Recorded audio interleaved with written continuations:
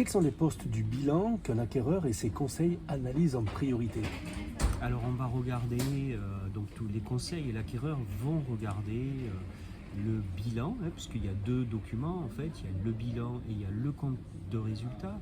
Dans le bilan, ils vont regarder l'actif, comment le chef d'entreprise a pu acquérir l'entreprise, est-ce qu'il a créé ou est-ce qu'il a repris lui-même une entreprise, et on va regarder le passif, c'est-à-dire comment il a financé cette entreprise.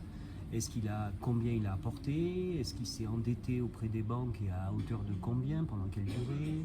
Et donc on va s'intéresser à ces deux postes actifs et passifs. Quel est le poste clé du compte des résultats qui va rassurer un acquéreur et ses conseils? Alors on va regarder le chiffre d'affaires, hein, bien évidemment, comment est-ce qu'il progresse, est-ce qu'il diminue. Donc ça c'est un élément qui est quand même assez important, les chiffres d'affaires sur on va dire 3 ou 5 ans. Mais on va surtout aussi regarder un poste qui s'appelle l'EBE, c'est l'excédent brut d'exploitation, donc c'est en réalité le résultat d'exploitation, et c'est on va dire pour faire simple, la capacité de l'entreprise à générer du résultat.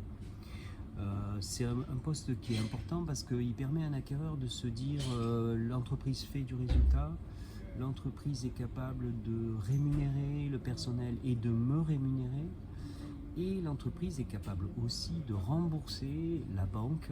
Donc c'est un élément comptable qui permet de voir que l'entreprise va pouvoir être financée par la banque. Donc c'est un poste capital aussi pour rassurer un acquéreur et ses conseils. Quel est le rôle des conseils dans l'analyse financière d'une entreprise à reprendre? Alors les conseils sont là pour alerter en fait.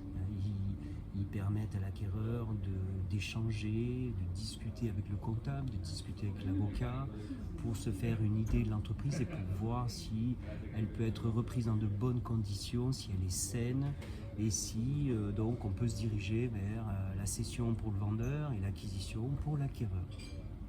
Merci Philippe.